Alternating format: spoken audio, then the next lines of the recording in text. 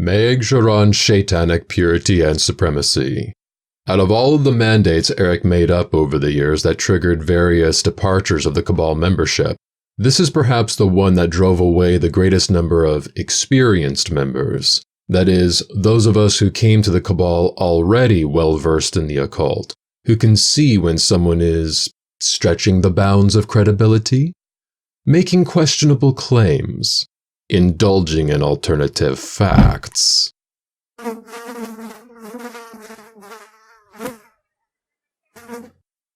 Eric had recently finished reading a book called The Devil's Quran, published by Marinette Press, an Order of Nine Angles publisher. Here he raves on about this book, and he talks about breeding into existence a master race who will conquer the earth, as well as other realms. The Devil's Quran became all but mandatory reading as it suddenly became interwoven with the Blighted Lords.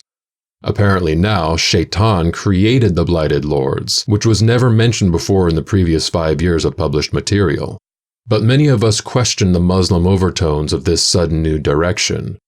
Kneel before the altar of Shaitan every day, declaration of him as the one true God, and any who disagree will be killed. This is the exact same behavior as Muslim fundamentalism, but with the name switched out for Shaitan instead of Allah.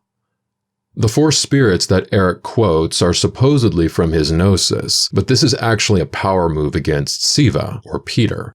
Peter had been practicing the occult almost twice as long as Eric has been alive, and knows the Arabic magics extremely well.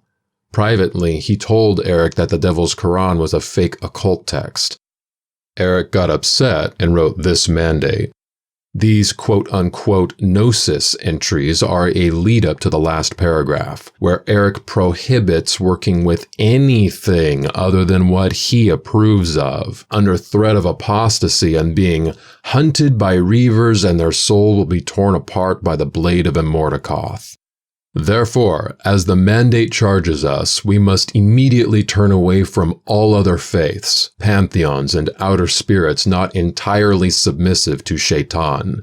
This means most certainly that we reject the mercenary pantheons such as the proud, egocentric Loa of Vodou, African tribal spirits, ancient deities of Celtic, Norse, or Asian background, and even the Exu who do not submit.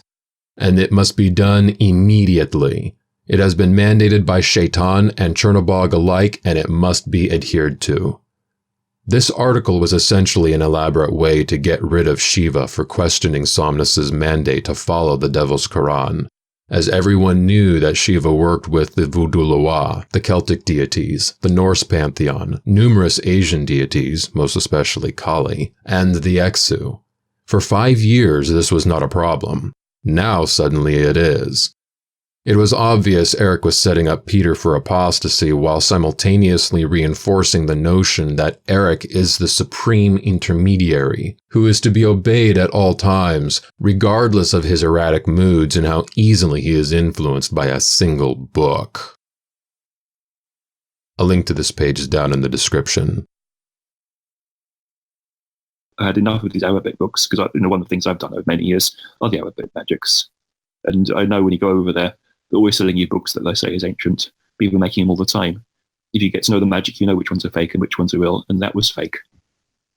But when I said so, he didn't like it, because he was trying to get everybody to follow this book that he got fanatical about. Forgot everything else we were learning. He said, no, we're doing this now.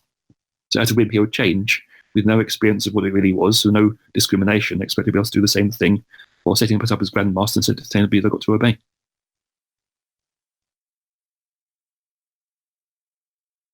I just wanted to also make a note that we were not kicked out, but I also want to make it very clear we were not breaking our pacts with the Blighted. We were not breaking those pacts. And in fact, in our resignation letters, all 3 of us made it very clear that we were continuing to work with the Blighted Lords. We were just leaving Somnus. So we put them up on the main page for posting, and then realized that everything would be taken down very quickly. And then whatever story about us leaving would have been made up. So then we sent them cabal-wide to everyone's email, and whoever's email address we had that was outside of the cabal, we sent them there as well. But I think we did a very fair explanation gave very clear explanations of why it was necessary for us to leave. On October 29, 2015, 3 open letters were drafted by all the highest-ranking members of the Maergzjiran cabal at that time. This was their resignation from the cabal, highlighting a number of issues they had with Somnus Dreadwood. Pause the video if you wish to read through them. Also, a link to download a copy of this is in the description. Archive.org logged the old cabal website, and anyone can read the old mandate made by Somnus banning Vodou. Marcus cannot answer this. He can't. He will not answer any question related to that directly.